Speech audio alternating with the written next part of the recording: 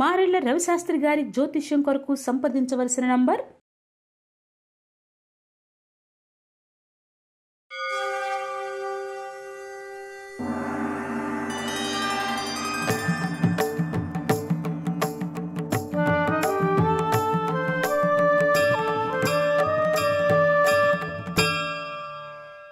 ఓం శ్రీ గురుభ్యో నమః.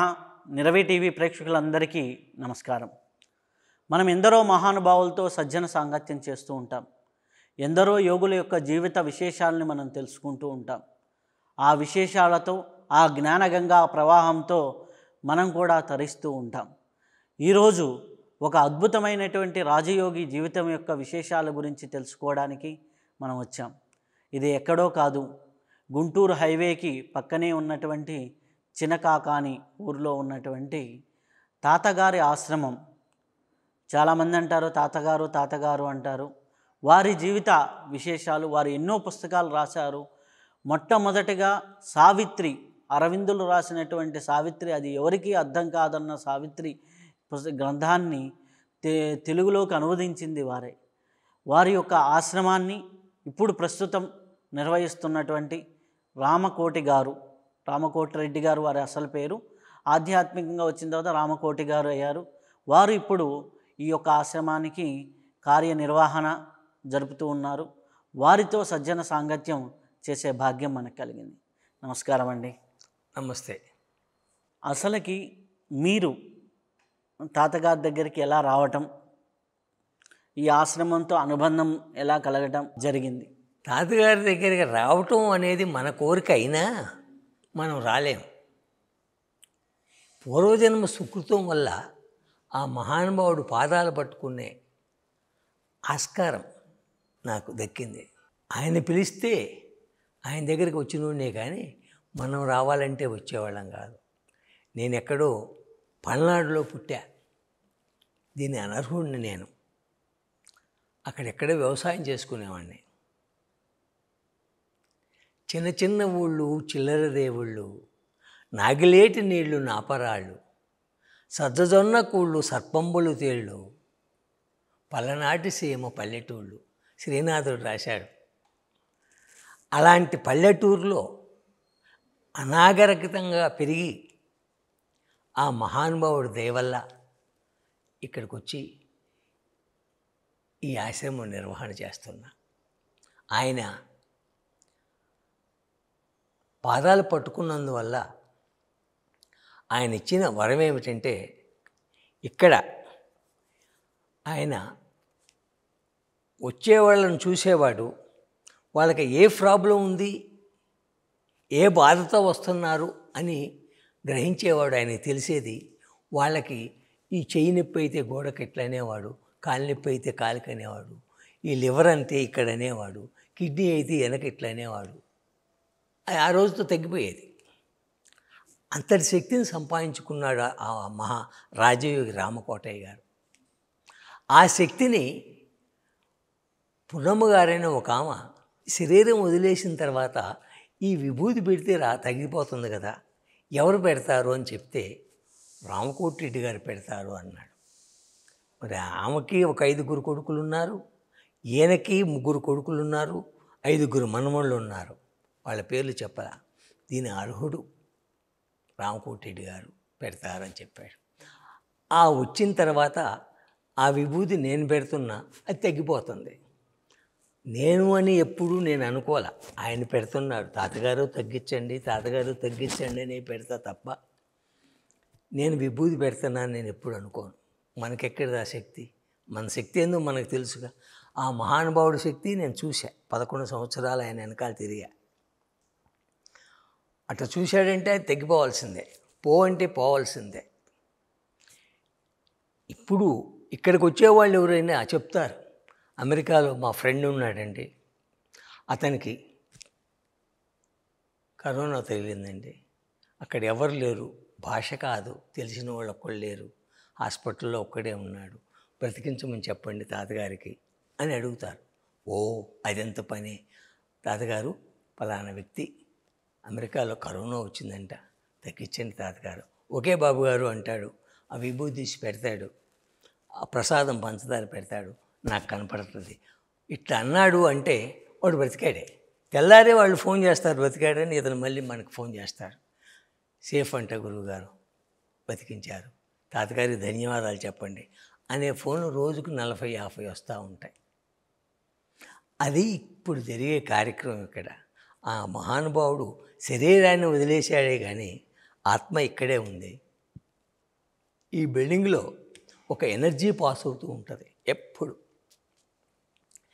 ఏ బాధతోటి వచ్చిన వాళ్ళైనా సరే ఆ ఎనర్జీలో కూర్చుంటే ఆ ఎనర్జీ లోపలికి పోయి లోపల ఉన్న నెగిటివ్ ఎనర్జీ అంతా బయటికి పోయింది. అతను వెంటనే ప్రేయర్ అయిపోయాక తగ్గిపోయిందండి అంటాడు. ఆ ప్రాబ్లం ఏదైనా సరే, మన ఎవరో ఈ కుట్టు పట్టుకుందండి, కథలని ఇట్లా పేనం పోతుందండి, రమ్మ రా అన్న, వచ్చింది, కూర్చోమ్మ అన్న, కూర్చుంది, ప్రేయర్ కూర్చున్నాం. ప్రేయర్ అయిపోయిన తర్వాత ఏమమ్మా ఎట్లుందంటే ఏం లేదని లేచిపోయింది. అది ఏదైనా సరే ఇక్కడ కూర్చోనే తగ్గిపోయింది. డాక్టర్ రాఘవరావు గారని డాక్టర్ గారు, హార్ట్ కంప్లైంట్ వచ్చింది, పెయిన్ వచ్చింది. ఆ పెయిన్ తోటి వచ్చాడు. ఆ పెయిన్ తోటి వచ్చి నేను బ్రతికేటట్లేదండి, నొప్పి తట్టుకోలేకపోతాను, కూర్చోండి, ప్రేయర్లో కూర్చుందాం. ప్రేయర్ అయిపోయిన తర్వాత అడిగితే నొప్పి లేదండి, పోయింది అన్నాడు. ఆ శక్తి ఇక్కడ ఉంది. ఆ బాధల్ని పోగొట్టే శక్తి, ఒక ఎనర్జీ పాస్ అవుతూ ఉంటుంది. ఆ ఎనర్జీలో కూర్చుంటే చాలు, ఏ బాధలైనా తగ్గిపోతున్నాయి. ఆ మహానుభావుడు తగ్గిస్తూ ఉన్నాడు. అది తాతగారితో ఏ సంవత్సరంలో పరిచయం అయ్యారు? ఆయన చూపినటువంటి, మీ కళ్ళ ముందర మీరు చూసినటువంటి మహిమలేంటి, అద్భుతాలేంటి? నేను 81లో ఫస్ట్ తాతగారిని చూశా. 81లో ఆగస్టు 15న తాతగారిని చూడటం జరిగింది. ఆ రోజు మాస్టర్ సివివి గారి పుట్టినరోజు. తిథుల ప్రకారంగా, తారీఖుల ప్రకారం కాదు, తిథుల ప్రకారంగా ఆయన పుట్టినరోజు అయితే ఆయన చూడటానికి తెనాలి వెళ్తే ఇకిరాల కృష్ణమాచార్యులు వారిని చూద్దామని పోయాం. కృష్ణమాచార్యులు గారు, నీకు ఒక మహానుభావుని చూపిస్తాను, మీరు పోయి ఆయన కాడికి పోయిరండి అన్నారు. ఆయన చూడటం జరిగింది. అప్పుడు ఏనే మహానుభావుడు అని మనం వచ్చాం కదా, ఆయన ఇంకొక మహానుభావుడు అంటున్నారని ఆయన చూస్తే తాతగారు. ఆయన చూసిన తర్వాత మరి అయస్కాంతంలాగా అతుక్కోపోవాల్సి వచ్చింది. అక్కడి నుంచి కంటిన్యూషన్ ఆయన వెనకాలే పడి తిరిగా. అంటే అనేకమైన బాధలతోటి వచ్చేవాళ్ళు ఆయన కళ్ళ ముందే కూర్చునేవాళ్ళం, మా కళ్ళ ముందే జరిగాయి. అది ఒకటి చూసిన తర్వాత ఇంకా ఏదైనా నమ్మాల్సిందే. సతనబల్లిలో ఒక డాక్టర్ ఉన్నాడు, డాక్టర్ కొడుకున్నాడు, మెనింజైటిస్, ఇట్లా తలకాయ ఊపుతూ ఉంటాడు, చేతికి పెన్సిల్ ఇచ్చినా కానీ ఇట్లా టూగుద్ది, అది కింద పడుతుంది. ఎవరో చెప్పారు ఆ మహానుభావుడు దగ్గర తీసుకొస్తే తగ్గిద్దని. డాక్టరు మందుల వల్ల తగ్గదు అని అతనికి తెలుసు. పక్కన అతని స్నేహితుడు పక్కింట్లో ప్లేడర్ ఉన్నాడు. ఈ ప్లేడర్తో చెప్పాడు, బాబుని పలా ఆయన గొప్ప మహానుభావుడు ఉన్నాడంట, ఆయన దగ్గర తీసుకుపోయి విభూతి పెడితే తగ్గిద్ది అని. ఈ ప్లేడర్ తిట్టాడు, నువ్వు డాక్టర్ అయ్యిండి నువ్వు విభూతులు నమ్మటం ఏందని. నమ్మటం అంటే నాకు తెలుసు ఈ మందులు ఏం పని చేయవని, నీకు తెలియదు కాబట్టి అని మనసులో అనుకొని, సరే నువ్వు వస్తే రమ్మంటే నేను రానన్నాడు. సరే వచ్చాడు. ఒక వారం వచ్చాడు, ఆదివారం ఆయన ఎక్కడ దేశంలో ఎక్కడ తిరిగినా సరే కరెక్ట్ ఆదివారం వచ్చేవరకల్లా గుంటూరు అరండల్పేట 3వ లేను 3వ అడ్రోడ్లో సంస్కృత కళాశాల ఉంది, అక్కడ మెడిటేషన్స్ జరిగాయి. అక్కడికి వచ్చేవాడు. వచ్చినప్పుడు విభూతి పెట్టాడు, తగ్గిద్దిలేమ్మా అని చెప్పాడు. 2వ వారానికి వీళ్ళకి ఆ పిల్లవాడిలో మార్పు కనపడింది. మళ్ళీ వచ్చాడు. మళ్ళీ 2వ వారం వచ్చేవాడు. ఇప్పుడు కూడా ఆ ప్లేడర్తో చెప్పారు. ప్లేడర్ మళ్ళీ తిట్టాడు, నీకు బుద్ధి లేదు, నువ్వు నమ్మేవు, నేను రానంటాడు. ఓకే, పిల్లవాడు నా పిల్లవాడు, నేను రక్షించుకోవాలి కాబట్టి నాకు తప్పదని పిల్లవాడిని తీసుకొని 2వ వారం కూడా వస్తారు.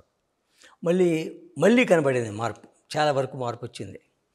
మళ్ళీ 3వ వారం బయలుదేరేటప్పుడు ఆ డాక్టర్ని మళ్ళీ అడుగుతారు. మళ్ళీ తిడతాడు అతను. తిట్టిన తర్వాత అతనికి ఒక అనుమానం వస్తుంది. నేను తిట్టా 2 వారాలు 3 వారాలు అయినా సరే వాళ్ళు పోతున్నారంటే ఏదో ఉంది అక్కడ, ఏదో లేనిది నా పిల్లగాడికి మార్పు వచ్చింది అని వింటున్నారు ఇద్దరు భార్యాభర్తలు. ఏం జరుగుద్దో చూద్దామని ఎక్కడ అంటే అడ్రస్ చెప్పారు. వీళ్ళు ముందు బస్సులో వచ్చారు, అతను వెనక బస్సులో వచ్చాడు. ఈ తాతగారి దగ్గర రాగానే ఏం చేసేవాడంటే అప్పుడు తాతగారు అనారోగ్యంతో ఉన్న వాళ్ళందరూ వచ్చి కూర్చోమనేవాడు, వాళ్ళకి ప్రేయర్ చేసేవాడు. సహజంగా పిల్లల్ని తీసుకొచ్చి తాతగారి పాదాల దగ్గరే కూర్చోబెట్టేవాళ్ళు.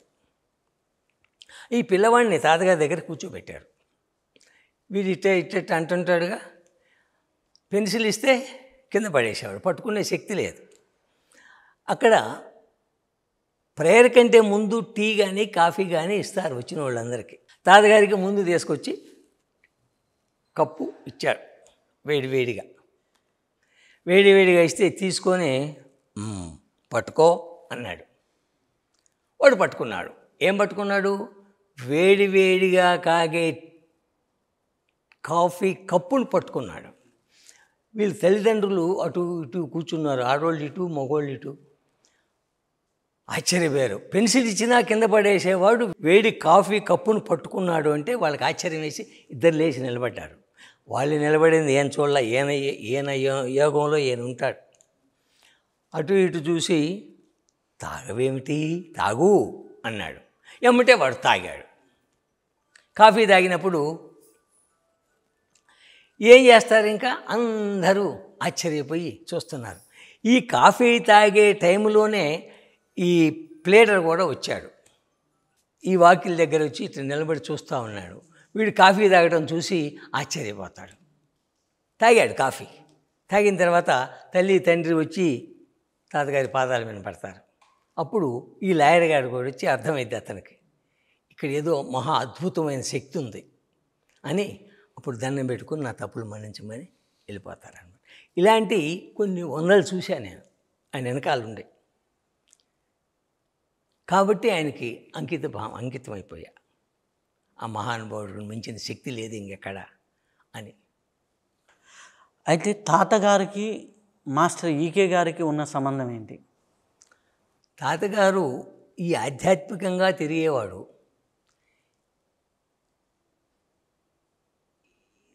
ఈకే గారి నాన్నగారు అనంతాచార్యులు వారితో వీరికి పరిచయం ఉండేది. ఆ పరిచయంతో ఈకే గారితో కూడా పరిచయం అయింది.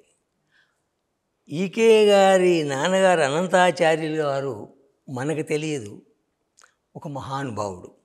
ఆయన గురించి ఒకరోజు ఉపన్యాసంలో ఇకిరాల కృష్ణమాచార్యులు వారు ఏం చెప్పారంటే, ఒక పర్వతంపై నుంచి పడే ఒక ధార కింద పడతా ఉంటుంది. నేను ఆ ధారని పట్టుకోవటానికి ఒక ఉద్దరిని తీసుకొని పోయి ఇట్లా పట్టుకున్నాను. అన్ని దాంట్లో పడ్డ నీళ్ళు ఎగిరిపోయినాయి. ఒక బిందువు ఒకటి అతుక్కొనుంది. ఆ బిందువు నేను, ఆ ధార మా నాన్నగారు అని చెప్పారు. అంతటి మహానుభావుడని వర్ణించాడు. ఆ మహానుభావుడితోటి ఈయనకు పరిచయం తాతగారితో. ఆ తర్వాత ఇకిరాల కృష్ణమాచార్యుడు అందటి మహానుభావుడు అయ్యాడు. ఆ మహానుభావుడి దగ్గరికి వెళ్తూ వస్తూ ఉండేవారు. ఈ అరవిందులు వారు రాసిన ఆంగ్ల సాహిత్యాన్ని, సావిత్రి అనే పుస్తకం ఎవరికీ అర్థం కాల, కొరుకుడు వాళ్ళ. ప్రతి ఒక్కళ్ళు పెద్ద పెద్ద చదువులు చదువుకున్న వాళ్ళందరూ ఆ పుస్తకం తీసుకునేది. కొరుకుడు వరకు అర్థం కాక మళ్ళీ ఇకిరాల కృష్ణమాచార్య వారి దగ్గర తీసుకొచ్చి, గురువుగారు ఇది అర్థం కావట్లేదండి మళ్ళీ ఇచ్చిపోయేవాళ్ళు. దాన్ని రామకోటయ్య గారు ఇది మీరు తెలుగులోకి అనువదించండి అని ఇచ్చారు. సరేనన్నాడు. సరేనని తీసుకొచ్చాడు. తీసుకొచ్చి ఆయన చదువుకున్నది ఇంటర్, డిస్కంటిన్యూ చేశాడు. ఇంటర్లో ఉండగానే వాళ్ళ నాన్నగారు చనిపోవటం, ఆయన వచ్చి ఈ ఊరు వచ్చి మున్సిపగిరి ఉద్యోగం ఉంటే వాళ్ళ నాన్నగారిది అది చేసుకుంటూ ఇంకా ఊరిలోనే ఉన్నాడు. ఇది వాళ్ళ గురువు గారి దగ్గర వేటూరు ప్రభాకర్ శాస్త్రి గారు, తాతగారి గురువు గారు, వారికి నమస్కారం చేసి రాయటం మొదలుపెట్టాడు. ఆయన చెబుతూ ఉంటే ఈ కలం రాస్తూ ఉంది. ఈయన కాదు. ఆ విధంగా ఆ సావిత్రిని తెలుగులో అనువదించాడు. ఒకరోజు ఆ కలం సడన్గా ఆగిపోయిందంట. ఇంక కదలటల్లా. ఈయన ఏం కజని కదలటల్లా. వ్రాసే కలం ఆగిపోయే కారణంబేమో తెలియదాయే అన్నాడంట. పైనుంచి శాస్త్రి గారు నేరాసితి అన్న కలంబ ఆగిపోయే అన్నాడంట. నాకు తప్పైపోయింది గురువుగారు, నేను కాదు రాసేది, మీరే చెప్తున్నారు, మీరే రాస్తున్నారు, ఆ కలం రాస్తుంది అని ఈయన తన తప్పు తెలుసుకున్న తర్వాత ఆ కలం రాశాడు. ఆ రాసిన దాన్ని ఎకిరాల కృష్ణమాచార్యులు వారి దగ్గర తీసుకుపోయి ఆ గ్రంథాన్ని రాశానని చెప్పి ఇచ్చాడు. నాకు ఇది నాయన ఇచ్చేది, అమ్మవారు ఉన్నారు పాండిచేరిలో, అమ్మవారికి తీసుకుపోయి ఇవ్వమని చెప్తే తీసుకుపోయి అమ్మవారికి చూపించి అమ్మవారితో ఆశీస్సులు తీసుకొని వచ్చాడు. అరవిందో మదర్ గారు ఉన్నప్పుడు వారి జరిగింది. అయితే ఇది అరవిందులు రాసింది సావిత్రి ఎప్పుడు రాశారో, ఆ తర్వాత ఈయన తెలుగులో రాసింది మాత్రం 90లో 72-70లో రాశారు తెలుగులో. 72 నుంచి 90 దాకా ఆగింది. ఇప్పుడు గనక ఎవరైనా అలాంటి కవితలు రాసిన పుస్తకాలు ఉంటే 5 నిమిషాల్లో ప్రింట్ వేయించి రిలీజ్ చేస్తారు. మరి 70 నుంచి 90 దాకా 20 సంవత్సరాల పుస్తకం ప్రింట్ కాకుండానే ఉంది. అంతటి గ్రంథం రాసిన తర్వాత 20 సంవత్సరాలు ప్రింట్ కాల. ఇప్పుడు ఎవరైనా ఉంచుతారట్లా అది. అయితే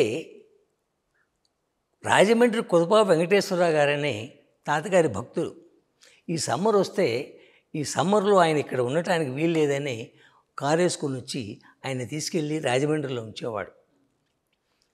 ఆయన ఈ సందర్భం తీసుకుపోయి వచ్చే సందర్భంలో ఆముద్రిత గ్రంథాలు ఏమైనా ఉన్నాయా అని అడిగితే ఉంది, ఒక సావిత్రి బుక్ అని చెప్తే ఆయన ఫస్ట్ ముద్రను వేయించారు. వేయించిన తర్వాత ఈ ఇంగ్లీష్ గ్రంథాలు అందరూ చదివి అర్థం కాక మరలా ఎట్లయితే కిరాల కృష్ణమాచార్యులు వారికి ఇచ్చారో, ఈ గ్రంథం కూడా తెలుగులో చదివి రాసింది. ఏం తెలుగులో రాశాడు కానీ తెలుగు అనే పదమే కానీ ఏమీ అర్థం కాదు. సావిత్రి 780 పేజీలో ఏముంది గ్రంథం. అందరికీ ఇస్తూ ఉంటే 90లో నేను కూడా తీసుకున్న ఒకటి ఆతృగా, మనకి అందులో ఒక్క అక్షరం కూడా అర్థం కాల. నేను అర్థం కాలేదని ఇప్పుడు డిప్యూటీ కలెక్టర్గా ఉన్నాడు మా బుజ్జి అని, తాతగారు వెనకాల తిరుగుతూ ఉంటాం. నేను బుజ్జి సావిత్రి అర్థం కావట్లేదు నాకు అన్నా. ఒళ్ళు దగ్గర పెట్టుకొని చదువు, ఎందుకు అర్థం కాదు అన్నాడు. ఒళ్ళు దగ్గరే ఉంది కానీ అర్థం కావట్లేదన్నా. ఫస్ట్ పేజీ తీ అన్నాడు. సరే తీసా.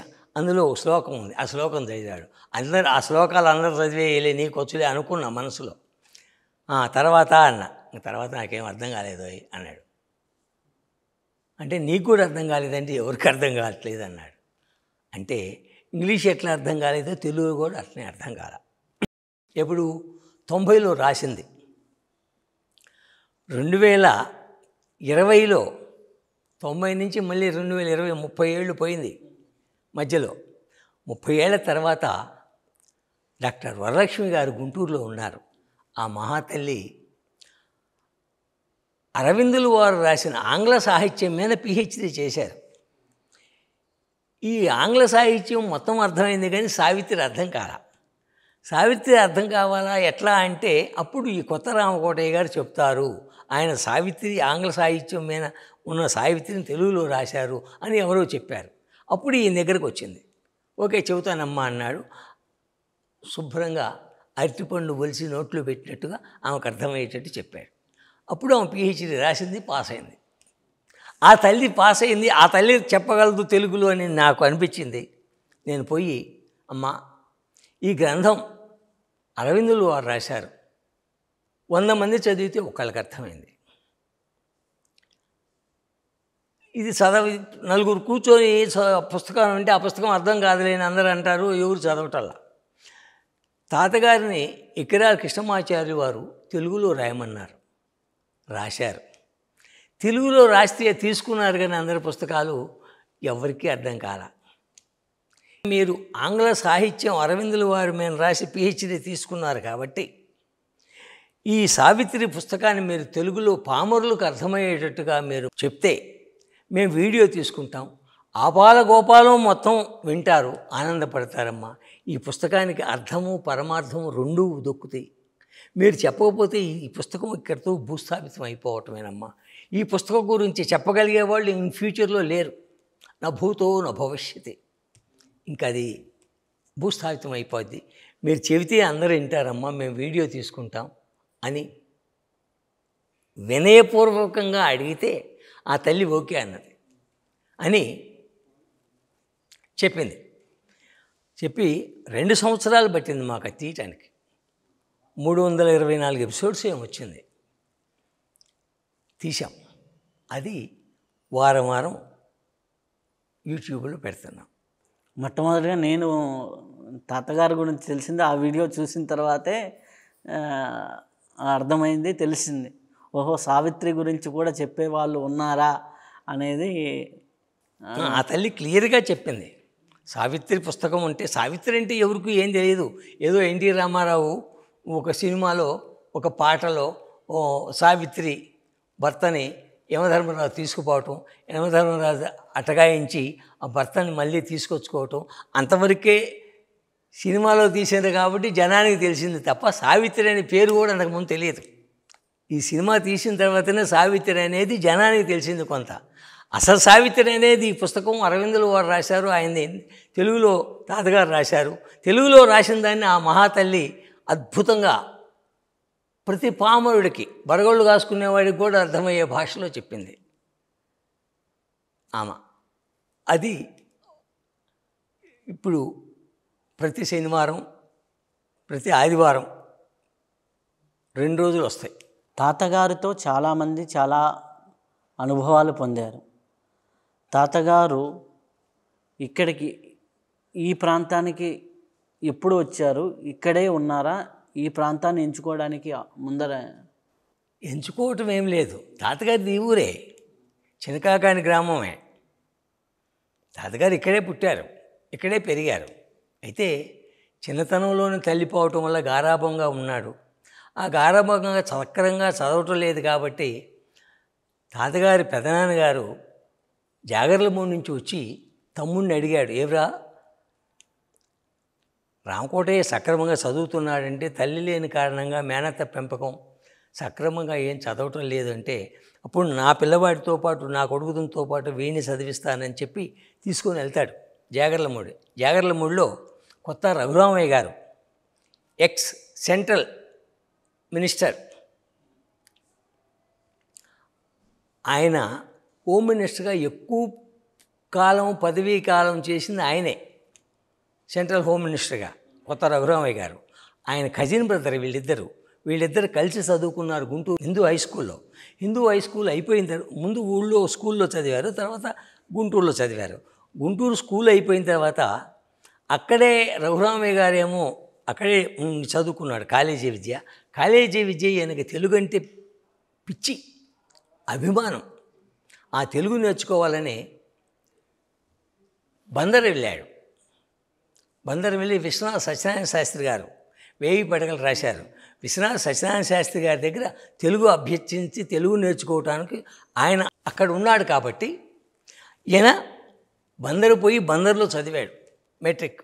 బందర్లో చదువుతూ ఉన్నప్పుడే తండ్రి గారు చనిపోవటం, ఆ మెట్రిక్ డిస్కంటిన్యూ చేసి వచ్చి ఈ ఊరిలో ఉన్నాడు. ఉంటే వాళ్ళ నాన్నగారు ఇది ఉంది కదా మున్సిపగిరి చేస్తూ ఆ మున్సిపగిరి అని చేయాల్సి వచ్చింది, చేశాడు. ఆ తర్వాత ఊళ్ళో వాళ్ళందరూ ప్రెసిడెంట్గా ఉండమంటే ఈయన ఉండనన్నాడు. ఈయన ఉండనంటే ఊళ్ళో వాళ్ళందరూ మాకు కావాల్సిన వ్యక్తి ప్రెసిడెంట్గా నువ్వు ఉండనంటమైంది, మేమే ఎన్నుకుంటామని మాకు ఆ ప్రెసిడెంట్గా కొత్త రామకోటయ్య గారు కావాలా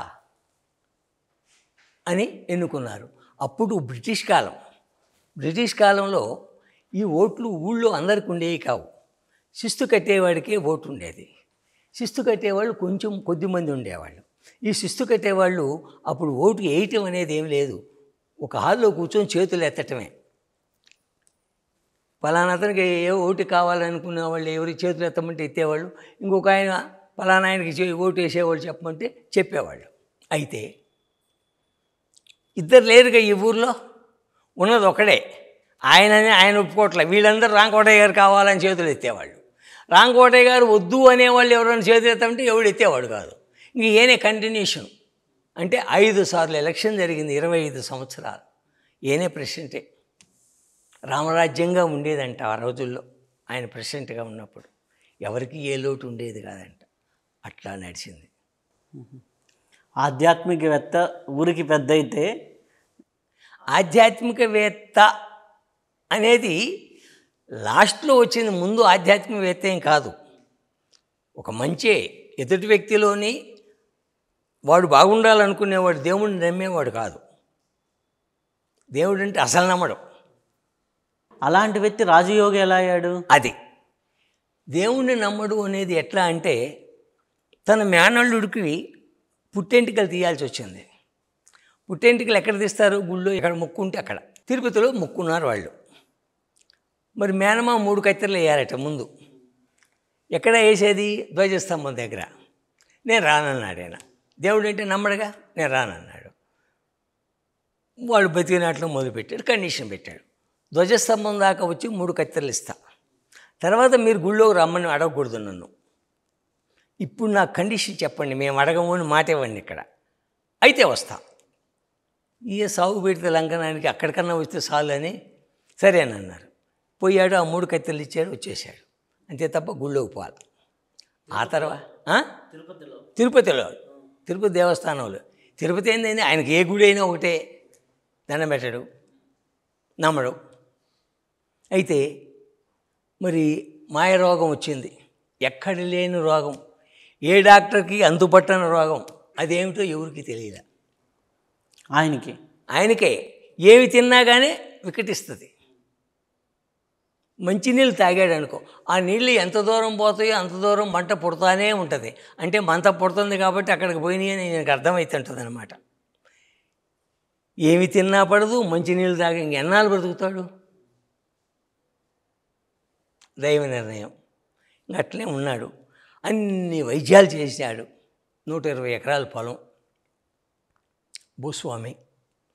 ఏ వైద్యానికి తగ్గలేదు. గుంటూరు అప్పుడు రోజుల్లో పెద్ద డాక్టర్లు ఉన్నారు. గుంటూరు కంటే పెచ్చు రాయవేలూరు, రాయవేలూరు కంటే మద్రాసు, అంతే తప్ప ఎక్కడ లేవు అప్పుడు హాస్పిటల్స్. రాయవేలూరులో నువ్వు ఇంటికి పొమ్మన్నారు, మద్రాసు వాళ్ళు ఇంటికి పొమ్మన్నారు, గుంటూరు వాళ్ళు ఇంటికి పొమ్మన్నారు. ఎందుకు? మా హాస్పిటల్లో చనిపోతే మాకెందుకు ఆ పాడి పేరు, నువ్వు బ్రతకవు, వెళ్ళిపో. అప్పుడు తొట్టి స్నానం కూడా చేశాడంట. తొట్టి వైద్యం. తొట్టి వైద్యం ఏంటి అంటే, తొట్టి నిండా నీళ్లు పోసి దాంట్లో కూర్చుంటాడంట. పొద్దుగూకులు ఇంకేమంటే తట్టుకోలేక ఏమీ తగ్గల. ఆఖరికి అవిషాయం దశ వచ్చింది, నేను వెళ్ళిపోతున్నానని మంచం మీద ఉంటాడు. బంధువులు, స్నేహితులు, హితులు, చుట్టాలు అందరూ వచ్చి పలకరించిపోతుంటే, ఎందుకు? రామకోటయ్య గారు మంచోడు, ఆఖరి చూపు ఒకసారి పలకరించొద్దాం. ఈ క్రమంలో వాళ్ళ ఇంకొక కజిన్ బ్రదరు మద్రాసులో ఉంటాడు. మద్రాసు సెక్రటేరియట్లో జాబ్ ఆయనకి. కొత్త వెంకటేశ్వరరావు గారని, ఈయన కజిన్ బ్రదరే. తిరుపతి శ్రీ వేటూరు ప్రభాకర్ శాస్త్రి గారి శిష్యులు. ఆయన కూడా వస్తాడు ఈయనను పలకరించడానికి. వచ్చి, ఏమిట్రా, ఎలా ఉన్నావు అంటాడు. అదేమిట్రా అంటాడు. అది అంతే అని అంటాడు. అది అంతే పోవటమేనని అంటాడు. అంటే బ్రతికించేవాళ్ళు లేరా అంటాడు. ఎవరు లేరు అంటాడు. మా గురువు గారు బ్రతికిస్తాడరా అంటాడు. ఏం చేస్తారు మీ గురువుగారు అంటాడు. కాలేజీలో తెలుగు పంతులు అంటాడు. ఆహా, రైట్. ఎట్లా బ్రతికిస్తాడు? ఆయన విభూది పెట్టి బ్రతికిస్తాడు. ఆయన విభూది పెడితే బ్రతుకుతారు. ఇంతమంది డాక్టర్లు ఇంతంత చదువులు చదివి ఇంతంత హాస్పిటల్స్ కట్టి ఎవరూ నువ్వు బ్రతుకుతావు అన్నోడు నాకు కనపడలేదు, అందరూ ఇంటికి పొమ్మన్నారు. అలాంటి స్థితిలో ఉన్న నన్ను మీ గురువుగారు విభూతి పెట్టి బ్రతికిస్తాడా అంటాడు. బ్రతికిస్తాడరా అంటాడు. నేను నమ్మనంటాడు. అంటే నువ్వు రావా? నేను రాననేగా చెప్పేది. అంటే నేను నా తమ్ముడిని నేను బ్రతికించుకోలేకపోయాను అనే బాధతోటి కుమిలి కుమిలి కుమిలి నేను చనిపోవాల్సిందే అన్నారా అంటాడు. నువ్వు దేనికి చనిపోవటం అంటాడు. మరి నేను బ్రతికించుకోలేకపోయాను కదా తెలిసి కూడా నువ్వు కుమలొద్దు, నువ్వు చనిపోవద్దు, నీ కోసమైతే వస్తానంటాడు. నువ్వు చనిపోకుండా ఉండటం కోసం నేను వస్తానంటాడు. ఎట్లయితే ఏమిరా, నువ్వు వస్తే చాలు నిన్ను బ్రతికిస్తాడు మా గురువుగారు అంటాడు. ఓకే ఓకే అంటాడు. ఆయన వెనకాల తిరుపతి వెళ్ళటం, తిరుపతిలో వాళ్ళు గురువుగారు చూసి అభయం ఇవ్వటం, విభూది పెట్టి ఈ రోజు నుంచి నీ ఆరోగ్య బాధ్యత నాది అని చెప్పి ఏమీ లేకుండా పోయింది. రోగం అనేదే లేదు ఆ విభూది పెట్టగానే. వాళ్ళ గురువుగారు ఏ విధంగా ఆయన్ని బ్రతికించారో అదేవిధంగా విభూది పెట్టి కొన్ని వందల మందిని బ్రతికించాడు ఈ మహానుభావుడు. అది ఆయనకి ఏ వయసులో జరిగింది? 30 ఏళ్ళు దాదాపుగా, 25 సంవత్సరాలు. ఆయనకి అప్పటికే ఇద్దరు కొడుకులు పుట్టారు అంతే. అంటే 30-35 ఏళ్ళ వయసులో ఉన్నప్పుడు 30 ఏళ్ళ వయసులో ఉన్నప్పుడు ఈ విభూది పెట్టి బతికించారు. ఇంకా అక్కడి నుంచి ఆధ్యాత్మికంగా మార్పు వచ్చింది. ఆ విభూతి పెట్టడంతో వచ్చింది మార్పు. ఆ తర్వాత వారితో ఎలా ఉండేది సాన్నిధ్యం? ఎవరితోటి? వారి గురువుగారితో. వారి గురువుగారితో సాన్నిధ్యం ఏముంది? ఆయన ఉచ్ఛ్వాస నిశ్వాస, గాలి పీల్చేటప్పుడు గురువుగారే, గాలి వదిలేటప్పుడు గురువుగారే. ఎన్నిసార్లు పీలుస్తారో నాకు తెలియదు, అన్నిసార్లు గురువుగారే అంటుంటాడు. ఇంకంతకు మించింది నేను ఎక్కడా చూడలా. ఆ మహానుభావుడు మనము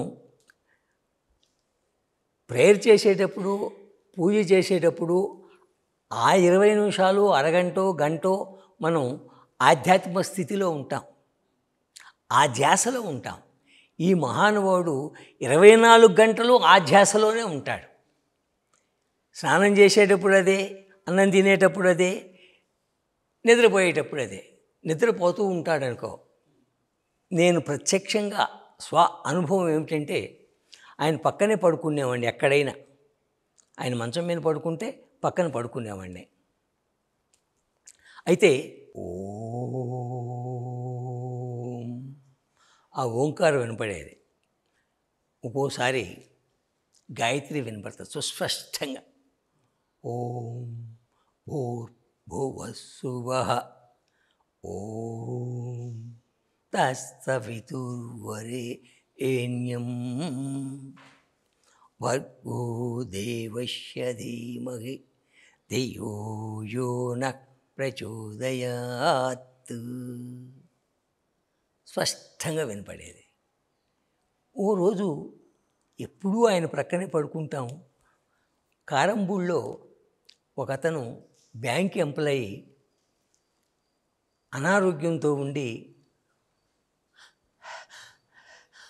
ఎండాకాలం తట్టుకోలేని, ఏమంటారు అది, ఆ రోగం ఏదో ఆస్మా. అయితే అతన్ని బ్రతికించాలని మా బావగారు శివానందం గారు ఉంటారు, ఆయనే ఆయన అక్కడికి తీసుకెళ్తే ఈ జబ్బు ఉన్నవాళ్ళు ఆవకాయ తినకూడదట, పంచదార తగలకూడదు, నిమ్మకాయ తగలకూడదు.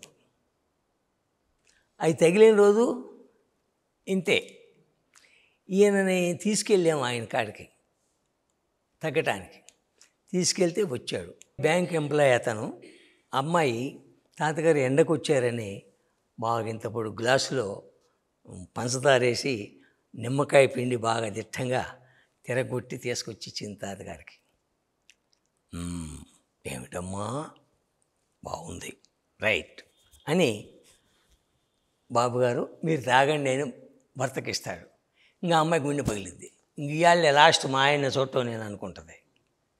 ఎందుకో ఈ పడవగా ఎక్కువ అయిద్దా. వద్దు తాతగారు ఆయనకు పడదు అని అనటానికి వీల్లేదు. తాతగారు ఇస్తుంటే చూస్తూ ఉండలేకపోయింది. తాగాడు శుభ్రంగా, ఆయాసం పోయింది, మేలకుండా ఉన్నాడు. సరే అన్నాళ్ళకు కూర్చున్నారు. అందరూ కూర్చున్నప్పుడు బాబుగారు ఇక్కడ కూర్చో అన్నాడు. పక్కన కూర్చున్నాడు. ఆవకాయ వేయమ్మా అన్నాడు. ఆవకాయ ఆయన వేయించుకుంది కాక ఈయన కూడా వేయమన్నాడు. ఆయన కూడా ఆవకాయ వేయించాడు. ఇయ్యాలే ఆఖరి రోజు మా ఆయనకు అనుకుంది ఆ అమ్మాయి, కానీ ఏమీ చేయలే. హాయిగా సృష్టిగా భోంచేశాడు, పడుకొని శుభ్రంగా నిద్రపోయాడు. ఆయన దగ్గర నువ్వు ఏమి తిన్ను, అది సక్రమం ఉండాల్సిందే, అంతే. అంతటి శక్తివంతుడు ఆ మహానుభావుడు. పో అంటే పోవాల్సిందే. ఏ ప్రాబ్లంతో వచ్చినా సరే. కిడ్నీ వస్తుంది. కిడ్నీ రోజుకి 50 ml వస్తుంది యూరిను.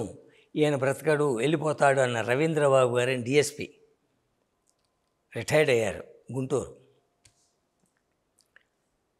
సరే వాళ్ళ బావమరిది వస్తుంటారు ఇక్కడికి. ఆయనతో చెప్పా, మీ బావగారిని తీసుకురావయ్యా, తాతగారు తగ్గిస్తారు. తీసుకొచ్చారు. ఒక కారులో పడుకొని వచ్చాడు. ఇక్కడికి రాగానే ఇద్దరు చెరువు పక్కన వేసుకొని తీసుకొని వచ్చారు. కూర్చొని కూడా కూర్చోలేని స్టేజి.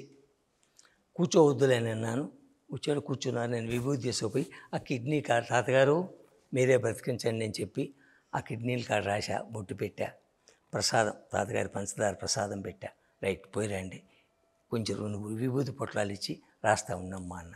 శుభ్రంగా తగ్గిపోయింది. ఇప్పుడు హాయిగా ఉన్నాడు. అప్పుడే కాదు, ఇప్పుడు కూడా ఆయన అదే వైద్యం చేస్తూ ఉన్నాడు.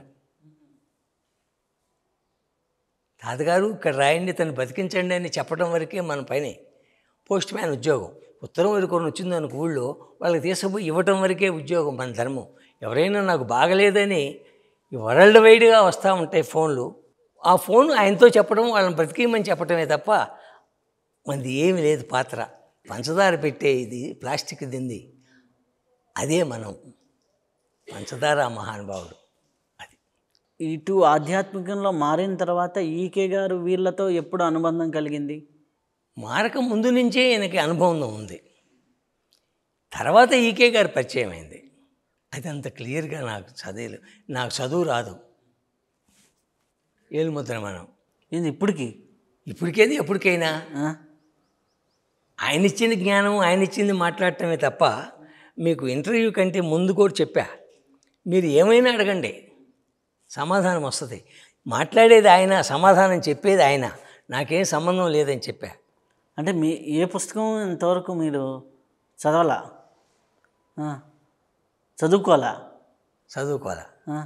చదువుకోలేదంటే ఏదో కొద్దిగా చదువుతా, అది కూడా ఆయన ఇచ్చిందే, అంతే తప్ప నాకు వచ్చు అనేది ఏమి ఉండదు, అంతా ఆయన ఇచ్చిందే. తాతగారు మళ్ళీ ఈ సివివి గారి ప్రేయర్స్ చేయడం, వారి గురువు గారి దగ్గర నుంచి విభూతి పెట్టడం, ఇవి నేర్చుకున్న తర్వాత ఇవి ఎక్కడి నుంచి యాడ్ చేయడం జరిగింది. ఇప్పుడు ఇక్కడ సివివి గారి ప్రేయర్స్, ఈకే గారి సబ్జెక్టు ఇదంతా కూడా చొప్పించడం జరిగింది కదా, అది ఎక్కడి నుంచి ఇది అటాచ్ అయ్యి రావటం జరిగింది? సివివి గారు రాసిన ఒక గ్రంథంలో ఫలానా టైంలో ఫలానా రోజున ఒక వ్యక్తిలోకి నేను ప్రవేశిస్తానని ఎక్కడో రాశాట. అది కొందరికే తెలుసు. అది ఎప్పుడు ఏ రోజంటే గుంటూరులో సమ్మేళనం జరిగింది, ఆ గుంటూరులో వస్తాను అని చెప్పి రాశారు. ఈకే గారు, ఇక్రాల కృష్ణమాచార్యులు వారు ఆ గుంటూరులో సమ్మేళనానికి పోయారు. అయితే దీనికి మాస్టర్ సివివి యోగంలో ఉన్న వాళ్ళకే ఆ మీటింగ్కి పోవటానికి అర్హత. ఈయనకేం పిలుపు లేదు ఇక్రాల కృష్ణమాచార్యుల వారికి. అయితే ఈయన శిష్యులు 3 తీసుకొని ఈయన కూడా వెళ్ళాడు. ఆ గేట్లో ఉన్న అతను ఎవరినైతే ఇన్వైట్ చేశారో వాళ్ళ పేర్లు, అది పుస్తకం ఉంటుందంట ఆయన దగ్గర, నోట్ చేసుకున్నాడు. మీ పేరు అడిగాడు. కృష్ణమాచార్య అన్నాడు. కృష్ణమాచార్య అనే అతను కూడా ఉన్నారు వచ్చే వాళ్ళల్లో. ఈయన ఆ పేరు చక్రంగా టిక్కు పెట్టాడు, పొమ్మన్నాడు. వెనకాల ఉన్న వాళ్ళలో ఒకళ్ళకి పర్మిషన్ అన్నాడు. ఆ ఒకళ్ళు పుణ్యశాస్త్రి గారు పోయారు. పోయి కూర్చున్నారు. ఆ కూర్చున్న తర్వాత ఈయనకు అర్థమైపోయింది ఆయన దిగి ఆయనలోకి వచ్చినట్టుగా. మాస్టర్ సివివి గారే ఈయనలో ప్రవేశించినట్టుగా కృష్ణమాచార్యుల వారికి అర్థమైంది. పున్నయ్య మనం వచ్చిన పయనమే అయిపోయింది, ఇంక వెళ్దాం రాబోయే అని చెప్పి లేచి వచ్చారు. ఆ సభలో తాతగారు కొత్త రామకోటయ్య గారు ఉన్నారు, ఆయన పెద్ద కుమారుడు సుబ్బారావు గారు కూడా ఆయన వెనకాల పోయారట. ఆ రోజు వాళ్ళిద్దరు ఉన్నారు. ఆ రోజు వాళ్ళని చూశారనమాట. వీళ్ళందరూ సుబ్బారావు గారు, పున్నయ్య శాస్త్రి గారు, వీళ్ళందరూ క్లాస్మేట్స్. అప్పుడు ఈయన కాలేజీలో లెక్చరర్ గారు, ఈకే గారు. తాతగారు ఆధ్యాత్మికంగా ఉన్నారు, ఈకే గారు అలా వచ్చారు దీనిలోకి. పోతే నెక్స్ట్ తాతగారు అనారోగ్యంతో ఉన్నప్పుడు వాళ్ళ గురువుగారి దగ్గరికి వెళ్ళాడు, తిరుపతి వేటూరు ప్రభాకర్ శాస్త్రి గారికి. ఆయన అప్పటి రోజుల్లో స్వతంత్రం రాలేదు కాబట్టి స్వతంత్ర పోరాటం జరుగుతూ ఉన్న రోజుల్లో గాంధీ గారు ప్రతిదానికి సత్యాగ్రహం చేసేవాడు. ఈ సత్యాగ్రహం చేసేటప్పుడు ఎన్ని రోజులు ఉంటారో తెలియదు. అన్ని రోజులు మరి ఏమీ ఉండదు. ఇప్పుడు రోజులు కాదు, అప్పుడు రోజులు నిష్ఠగా ఉండేవాళ్ళు వాళ్ళు. ఆ మహానుభావులు ఆ విధంగా ఎన్ని రోజులైతే ఎట్లా ఉన్నారో మనకు తెలిసేది కాదు. ఇప్పుడు ఇలాంటి శాస్త్రి గారు లాంటి మహానుభావులు, ప్రేయర్కి వచ్చే వాళ్ళందరూ ఇట్లా ఏలు పెడితే అందేటట్టు తినరాండిరా అనేవాడట. ప్రేయర్ అయిపోగానే అందరికి తహలాడుతూ ఉంటుందంట ఆకలి. అంత ఆకలితోటి ఇక ప్రేయర్ అయిపోగానే వెళ్ళిపోయి మళ్ళీ తినేవాళ్ళు. అంటే ఈ ఆహారం తీసుకున్న ఆహారం మొత్తం ఫుడ్గా చేసి వాళ్ళకి సప్లై చేసేవారు శాస్త్రి గారు. అలాంటి మహానుభావులు ఆ రోజులలో ఉన్నారు కాబట్టి వాళ్ళు అన్ని రోజులు సత్యాగ్రహం చేసేవాళ్ళు, ఫుడ్ని గుడ్డుగా మార్చేవాళ్ళు. అది అనుభవపూర్వకంగా తాతగారు చెప్పారు. ఇక్కడ కూడా ప్రయోగం అయినా ఎట్లుంటుందో చూద్దామని నేను కూడా ఫుడ్ గుడ్డుగా ఎట్లా మారుతుంది అని ఇక్కడ చూశా. ఒక మురళీ గారనే విశాఖపట్నం, వాళ్ళ బ్రదర్ హైదరాబాద్ నుంచి వచ్చి గంగాధరు, మా అన్నయ్య వస్తున్నాడండి, ఇద్దరం ఇక్కడ నిద్ర చేద్దాం అనుకున్నాం అన్నాడు. ఓకే అన్న. ఫోన్ చేస్తే రాలేదేమో అంటే మా అన్నయ్యకి మోషన్స్ అంటండి రాలేకపోయాడని అన్నారు. సరే మోషన్స్ తగ్గిద్దాం తాతగారికి చెబుదామని చెప్తే పొద్దున్నే 6 గంటల ప్రేయర్లో చెప్పాము. ఎట్లుందో అడగవయ్యా అని చెప్పి మళ్ళీ 7 ఏమో ఫోన్ చేయమంటే చేశాడు. మా అన్నయ్యకి మోషన్స్ తగ్గిపోయినాయి అంటండి, కానీ నీరసంగా ఉందంట, పడుకొని ఉన్నాడండి అన్నాడు.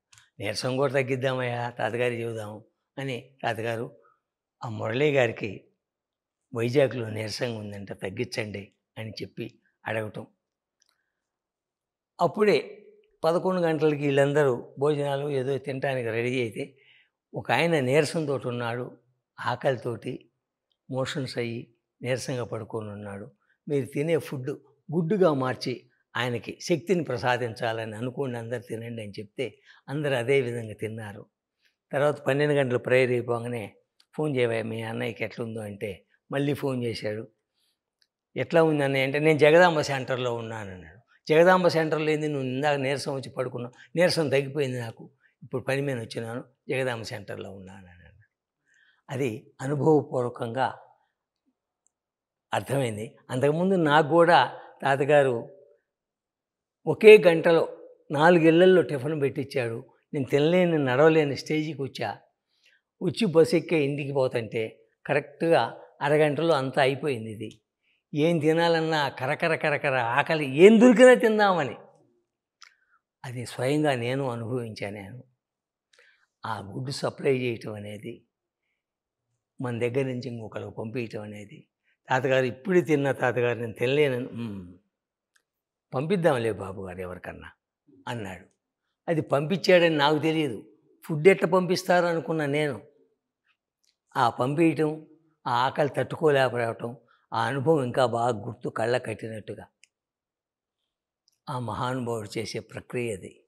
ఈ తాతగారు వాళ్ళ గురువుగారి దగ్గరికి పోయి అనారోగ్యంతో ఉండి అయినప్పుడు ఆయన బొట్టు పెట్టి, నీ ఆరోగ్యం బాగుంటుందిరా, ఈ రోజు నుంచి నీకు నిష్ట లేదు, ఏ పదార్థమైనా తిను అంటాడు.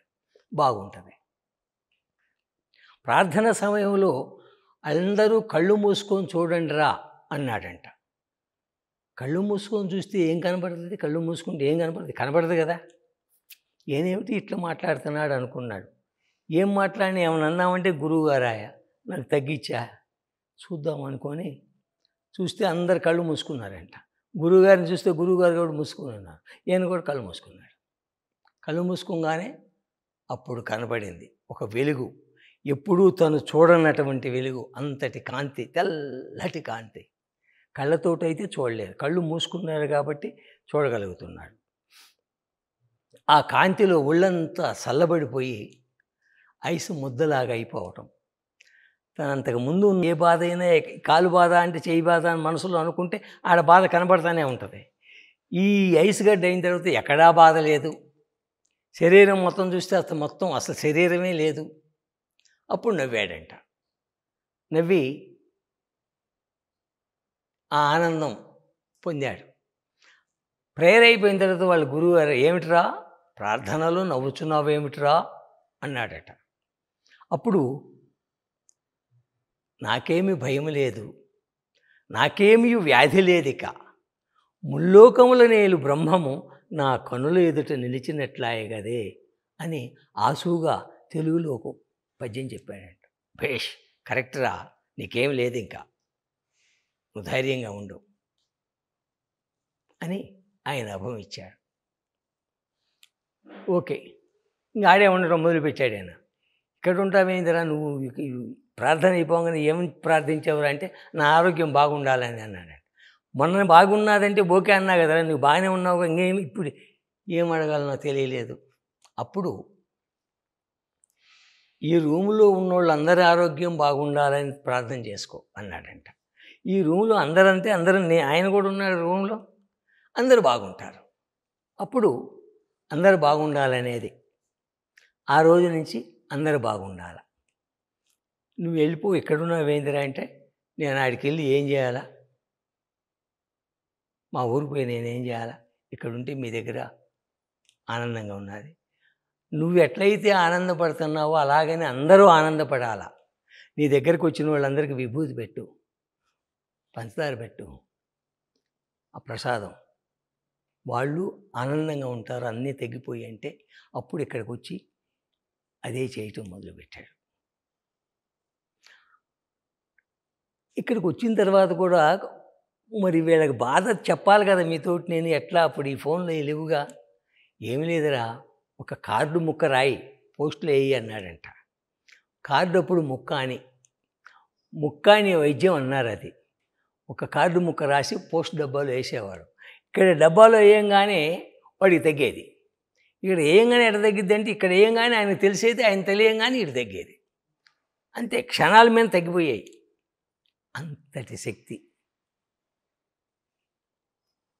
అయితే ఆ గురువుగారికి కూడా ఈయనలాగానే రోగం వచ్చినప్పుడు వాళ్ళు గురువుగారికి కూడా వేటూరు ప్రభాకర శాస్త్రుల వారికి అది 3 ఏళ్ళు బాధించింది. అంతకంటే ముందు 15 ఏళ్ళ క్రితం 18 సంవత్సరాలు ఈ చెయ్యి ఇరిగి గోడ తొలిగి పెదకల్లేపల్లి కృష్ణా జిల్లా వాడిది.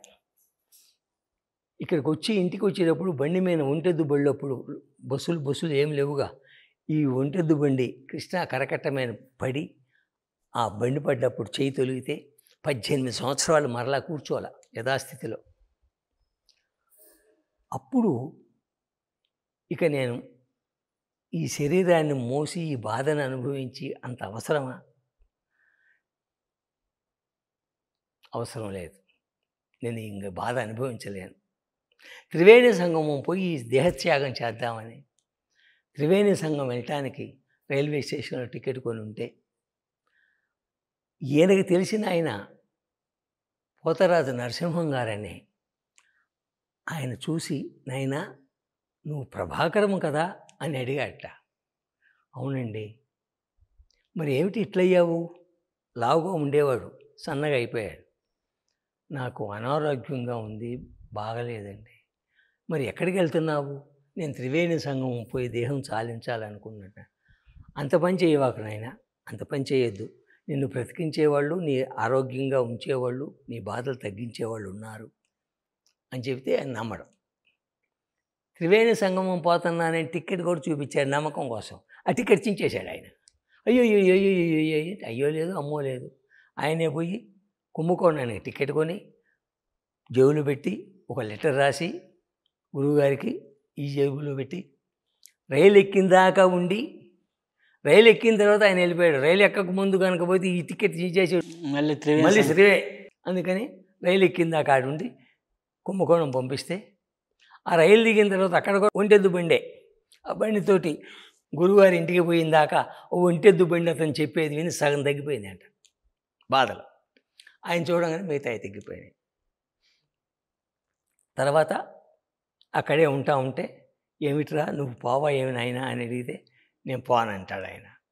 నువ్వు పోపు, నిన్ను తగ్గించింది నీలాగా అందరికీ తగ్గాలని, నువ్వు అక్కడ ఉండి అందరికీ తగ్గిస్తావని నీకు తగ్గించింది, నువ్వు ఇక్కడ ఉంటే ఎట్లా అంటాడంట. అప్పుడు మరి వీళ్ళందరూ ఆంగ్లంలో కోర్సులు చేస్తున్నారు, నేను ఆంగ్లం చదువుకోలేదు, తెలుగు చదువుకున్నాను, నేను అక్కడ పోయి నాకు రావు కదా, ఎట్లా చేయాలి ప్రార్థన చెప్తాడట.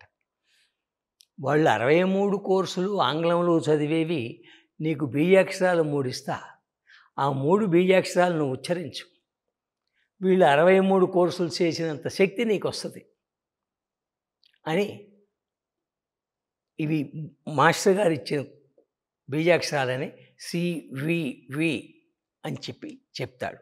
అప్పుడు మాస్టర్ సివివి నమస్కారం అని ఆ మీసాలయం చెప్పిందే ఇది. ఆ మీసాలయన అసలు పేరు కంచుపాటి వెంకట్రావు వెంకాస్వామిరావు. కంచుపాటి అనేది వాళ్ళు పూర్వం ఆంధ్రులే, వ్యాపార రీత్యా ఆ రైల్వే కాంట్రాక్టర్లు కాబట్టి కుంభకోణంలో స్థిరపడ్డారు. వాళ్ళ ఇంటి పేరు కంచుపాటి వారు. ఈయన 5వ ఏటనే వాళ్ళ మేనత్తకి దత్తుపోయాడు. మేనమామ పేరు వెంకట్రావు. దత్తు తీసుకున్నాడు కాబట్టి సర్నేమ్గా వస్తుంది కాబట్టి కంచుపాటి వెంకట్రావు వచ్చింది. ఈయన పేరు వెంకాస్వామిరావు. కంచుపాటి వెంకట్రావు వెంకాస్వామిరావు అని పిలవలేక అందరూ ఇంట్లో వెంకుసా వెంకుసా వెంకుసా అంటుంటారు. ఆ వెంకుసా ఈయన. అయితే షిరిడీ సాయిబాబా జీవిత చరిత్రలో సినిమాలలో కానీ పుస్తకాలలో కానీ బాబాగారు 3 రోజులు వెళ్ళిపోయిన తర్వాత మరలా వస్తానంటాడు. ఆ శవం దగ్గర అందరూ కూర్చుంటారు, పార్థివ దేహం దగ్గర. మరలా ఆయన మామూలుగా వస్తారు. లేచిన తర్వాత వాళ్ళ శిష్యులు అడుగుతారు, బాబా మీరు ఈ 3 రోజులు ఎక్కడికి వెళ్ళారు అని. మా గురువు గారి దగ్గరికి వెళ్ళానంటాడు. అంటే మీకు కూడా గురువు ఉన్నారా అని అంటాడు. ఉన్నారు, ఎందుకు లేరంట. ఎవరు అని అడుగుతారు. వెంకుసా అంటాడు. అంతవరకు కట్ చేస్తారు. ఇంక పుస్తకాలలో కానీ సినిమాల్లో కానీ మళ్ళీ వెంకుసా ఎవరు అనేది చూపించరు. మరి వాళ్ళ ఉద్దేశం ఏందో చూపిస్తే ఈయన వదిలిపెట్టి ఆడిపోతారు అనుకుంటారేమో, చూపించరు. ఆ వెంకుసాయే ఈ Venkusa, master CVV. Master CVV. CVV ఈయన కాదు, మాస్టర్ సివివి అనేవి బీజాక్షరాలు. మీసాలైన పేరు వెంకుసా గారు. ఆయన సివివి అని చెప్పారు కాబట్టి, ఎవరు చెప్పారు నీకు సివివి అంటే ఆయన ఆ సివివి గారు చెప్పింది.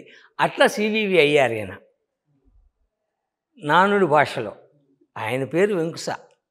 సివివి అనేది బీజాక్షరాలు.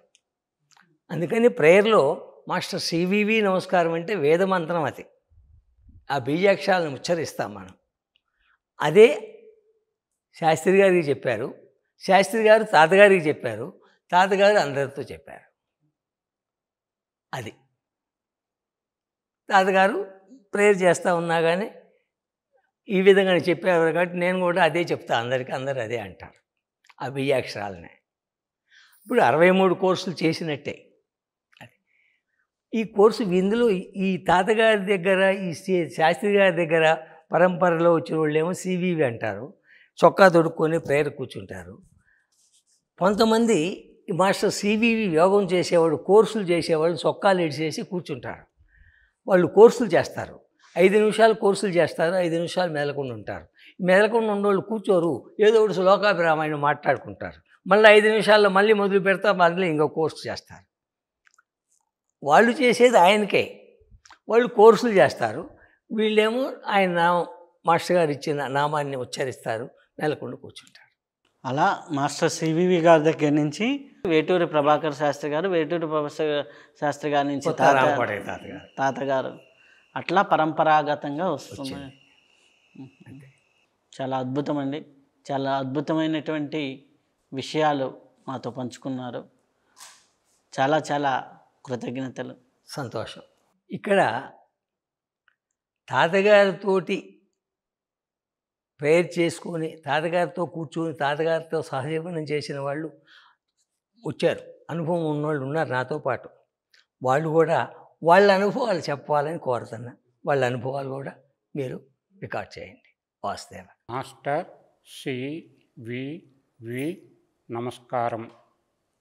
మాది చిన్నకాకాని గ్రామం.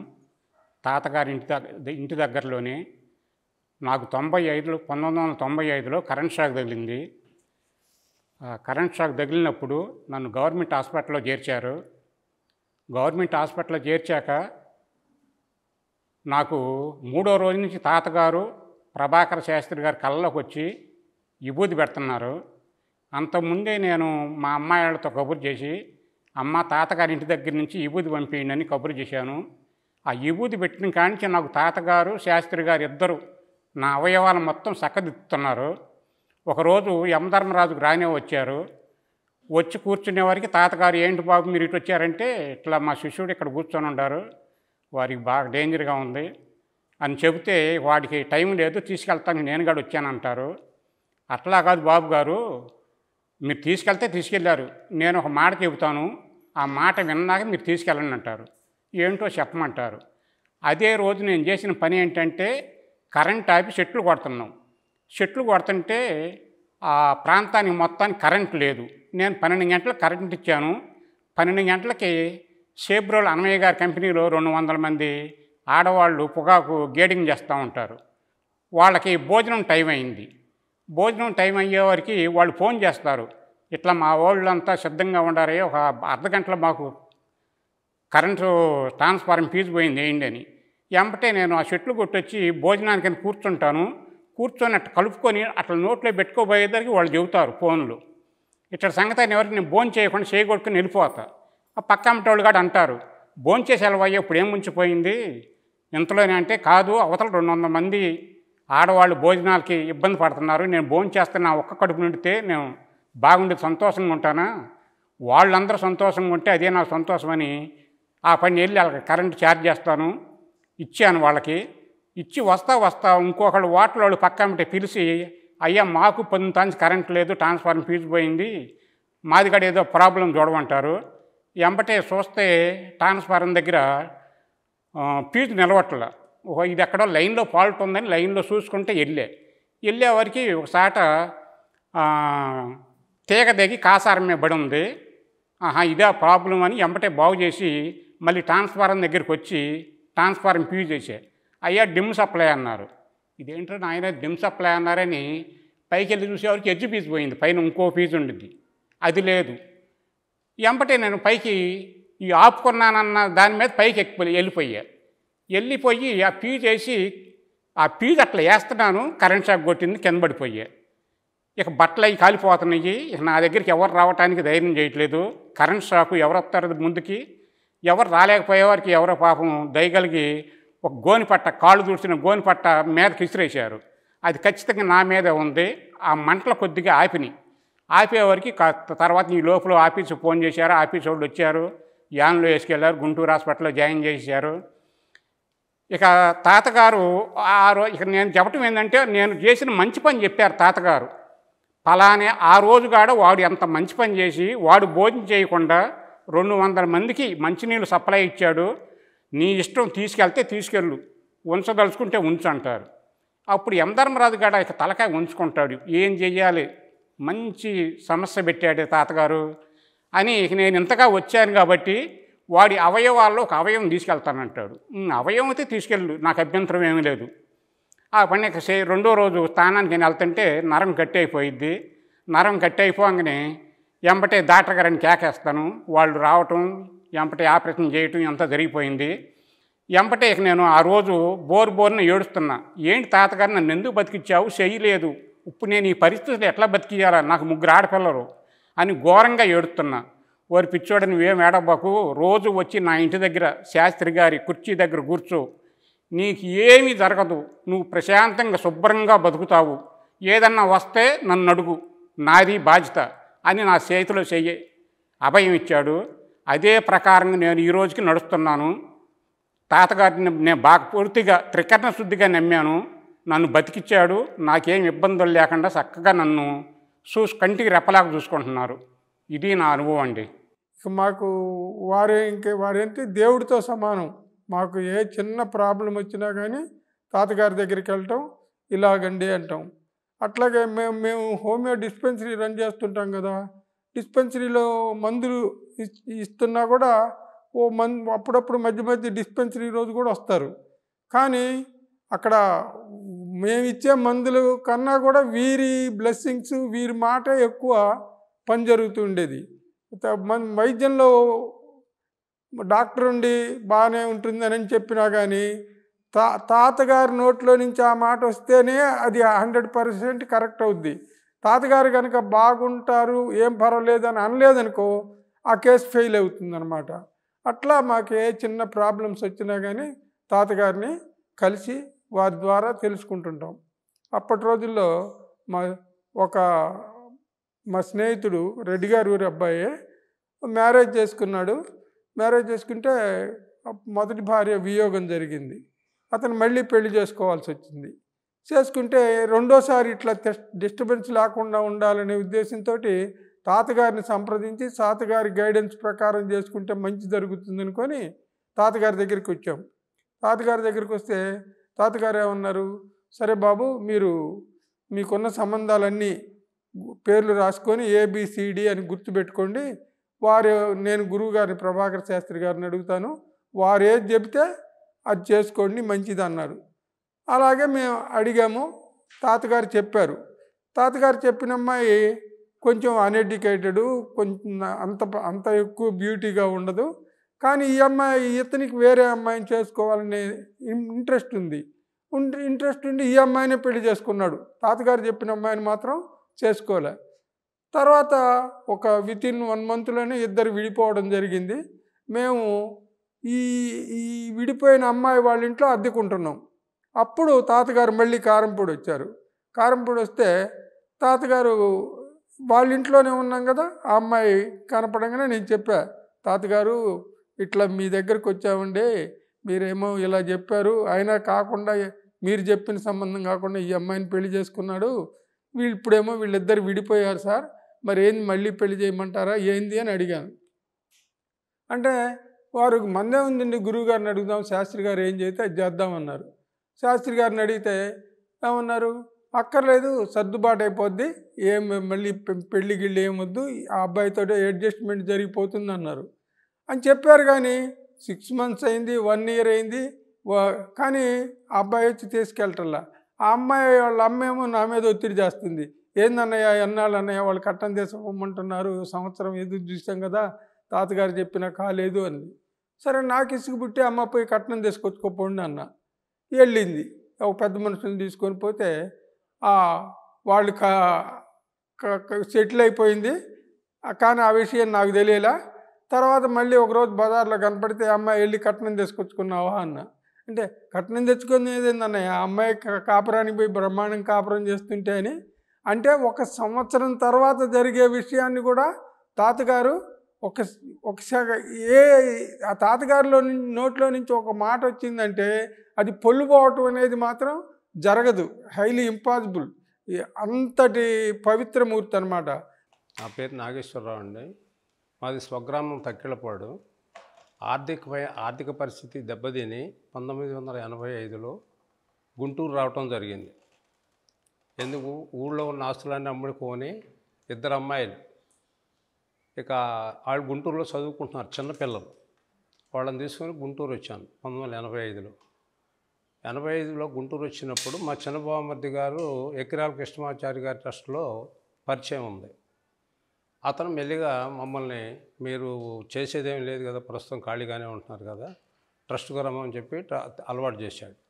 అక్కడి నుంచి ట్రస్ట్కి వెళ్తాం, ప్రేయర్స్ చేయటం. అక్కడే సివివి గారు పరిచయం, అంటే ఇది పేరు సివివి గారు మాస్టర్ సివివి నమస్కారం అనేది అక్కడి నుంచి ప్రారంభమైంది, ఎక్రాల కృష్ణమాచారి గారి ట్రస్ట్లో నుంచి. తర్వాత 1987లో తాతగారి దగ్గరకు వెళ్ళటం జరిగింది. తాతగారు అప్పుడు శారదాంబ గారింట్లో, రెండోది ఆడిటర్ రఘురామ బ్రహ్మమూర్తి గారి అక్కగారింట్లో ఉండేవాడు గుంటూరులో. ఆయన దగ్గరికి వెళ్ళి కూర్చుంటూ ఉండేవాళ్ళం. కూర్చునేటప్పుడు ఎవరో ఒకళ్ళు వచ్చేదో వాళ్ళ ప్రాబ్లం చెబుతూ ఉండేవాళ్ళు. ఎవరు ఏ ప్రాబ్లం చెప్పినా తాతగారు మీరు కూర్చోండి అంతవరకే, ఎక్కువ ఏమి చెప్పడం. 10 మంది ఏమోనే మా మాస్టర్ గారికి దండం పెడదాం అని చెప్పి మాస్టర్ సివివి నమస్కారం అంతవరకే. అయిపోయిన తర్వాత మామూలుగా ఎటాళ్ళు అటు వెళ్ళిపోతారు. ప్రాబ్లం ఉండాలని, నీకేం ప్రాబ్లం ఉందని ఆయన అడగడం, పక్కన వచ్చిన వాళ్ళు చెప్పాలి ఈ ప్రాబ్లంతో వచ్చాడండి అని చెప్తే ఆ ప్రాబ్లం సాల్వ్ చేస్తానని కానీ చెయ్యను ఏం చెప్పడు. ప్రేయర్ అయిపోయిన తర్వాత దానికి సంబంధించిన ఆహారం ఏదైనా పెట్టించి ఊరుకుంటాడు. అప్పుడు కూడా నీకు ఎలా ఉంది అని అడగడం. అయిపోయింది. తర్వాత వాళ్ళంతా వాళ్ళు చెప్పాలి, మాకు ఎలా ఉంది తాతగారు, తగ్గింది తగ్గలేదు, అది ఫస్ట్ పాయింట్ అయిపోయింది. తర్వాత నేను 1988లో తాతగారిని మా ఇంటికి ఆహ్వానించాను, వచ్చారు. అప్పుడు నేను ఫైనాన్షియల్గా బాగా దెబ్బతిని ఉన్నాను కదా. అప్పుడు మనకి ఇంత జ్ఞానం కూడా లేదు, వాళ్ళని ఏం అడగాలి, ఏం అడిగితే ఏం చెప్తారో అవన్నీ కూడా తెలియదు. తాతగారు మరి నేను ఆర్థికంగా బాగా దెబ్బతిన్నాను, నాకు 2 అమ్మాయిలు, ఏం చేయాలో అర్థం కావట్లేదు పరిస్థితి అని. బాబు, లౌకిక విషయాలతో నాకు సంబంధం లేదు. ఎవరికైనా ఆరోగ్యం బాగలేదంటే వాళ్ళని తీసుకొస్తే చూస్తా. ఆయన అన్నమాట అదొక్కటే. అప్పుడు మనం అహంగా ఉంటాంగా, వయసు అలా ఉంది. అప్పుడు ఎంత 38 సంవత్సరాలే ఉంటాం వయసు.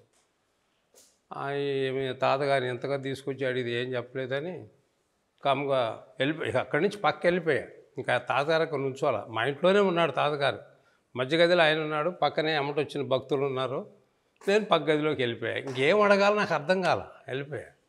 అయితే జరిగింది ఏంటంటే అప్పటి వరకు జరిగిన లైఫ్ వేరు. తాతగారు అడుగు పెట్టి వెళ్ళిన తర్వాత గ్రాడ్యువల్గా వచ్చిన మార్పు, సడన్గా ఏ మార్పు రాలా. టైం పట్టింది 2 సంవత్సరాలు. మళ్ళీ గ్రాడ్యువల్గా నేను కోలుకోవటం జరిగింది. తర్వాత మా అమ్మాయి 10th క్లాస్ చదివేటప్పుడు కరెక్ట్గా ఎగ్జామినేషన్స్ టైంలో భయంకరంగా తడపరబోసింది. చూసేవాళ్ళు దడుచుకునే అంత ఇదిగా పోసింది. అందరూ ఎగ్జామినేషన్స్ రాయించడానికి తీసుకెళ్తుంటే అది తిట్టారు నన్ను, నువ్వు ఆ అమ్మాయిని ఎలా ఎగ్జామినేషన్ రాపిస్తావని. అంతా తాతగారే చూసుకుంటాడు, మన చేతుల్లో ఏముందని చెప్పి సాంబ్రాన్ని పొగేయటం, తీసుకెళ్ళి ఎగ్జామినేషన్ రాయించడం, తీసుకొచ్చి ఇంట్లో పడుకోబెడతాం. అప్పుడు మీ బోటి వాళ్ళని తాతగారు కుర్రాడిని తయారు చేసి పంపించాడు. ఆమె మంచం మీద పడుకుంటే ఆ అబ్బాయి చదవటం, ఈ అమ్మాయి వినటం, తెల్లారిపోయి ఎగ్జామినేషన్ రాయటం. అయిపోయింది, ఎగ్జామినేషన్ అయిపోయింది. తర్వాత ఎగ్జామినేషన్ అయిపోయింది, పాస్ అయింది. పాస్ అయిన తర్వాత ఆ టైంలో మరి ఎవరో ఒక బ్రాహ్మణ అమ్మాయితో స్నేహం ఉండేది. వాళ్ళ ఇంటికి వెళ్ళి మరి ఎప్పుడు ఏ ఎగ్జామినేషన్ రాసిందో మనకైతే తెలియదు, ఆమె చెప్పలా. తర్వాత బీఎస్సీ అయిపోయింది, బీఈడీ అయిపోయింది. సడన్గా జాబ్ వచ్చింది. ఎక్కడ? పోస్టల్ డిపార్ట్మెంట్లో. ఆమెకి గుర్తులేదు, ఎగ్జామినేషన్ రాసింది గుర్తులేదు, అప్లై చేసింది గుర్తులేదు. తర్వాత చిన్న అమ్మాయి, ఆ అమ్మాయి అప్పుడు ఆర్థికంగా నేను బాగా దెబ్బతిన్నాను కదా, మరి ఎట్ట జరిగిందో ఏం జరిగిందో ఎవరైనా స్నేహితుల ద్వారానే జరిగింది, బంధువుల ద్వారా ఏమి జరగల. స్నేహితుల ద్వారానే హెల్ప్ జరిగింది. భగవంతుడి దయ వల్ల 2 పిల్లలు మంచి పొజిషన్లో ఉన్నారు, బాగున్నారు. వాళ్ళ వల్ల నేను మంచి పొజిషన్లో ఉన్నా, క్లుప్తంగా చెప్పాలంటే అది. ఇప్పటి వరకు మనం అద్భుతమైనటువంటి విషయాన్ని మనం తెలుసుకున్నాం. తాతగారి గురించి, అద్భుతమైనటువంటి వారి ప్రక్రియ గురించి. ఎంతోమంది ఆరోగ్య సమస్యల్లో ఇప్పుడు తనమునకలు అవుతూ ఉన్నారు. ఇక్కడికి వస్తే ఎటువంటి ఆరోగ్యానికైనా స్వస్తి చేకూర్చేటువంటి ఒక మహా అద్భుతమైన ప్రదేశంగా ఉంది. కాబట్టి ఈ యొక్క అద్భుతమైనటువంటి ప్రదేశానికి అందరూ వచ్చి సద్వినియోగపరచుకోవాలని కోరుకుంటూ, ఈ యొక్క జ్ఞానగంగా ప్రవాహాన్ని అందరూ స్వీకరించి ఆ యొక్క జ్ఞానగంగా ప్రవాహంలో నిరంతరం మునుగుతూ ఆ యొక్క తరించాలని కోరుకుంటూ, శుభం భూయా, సర్వే జనా సుఖినో భవంతు.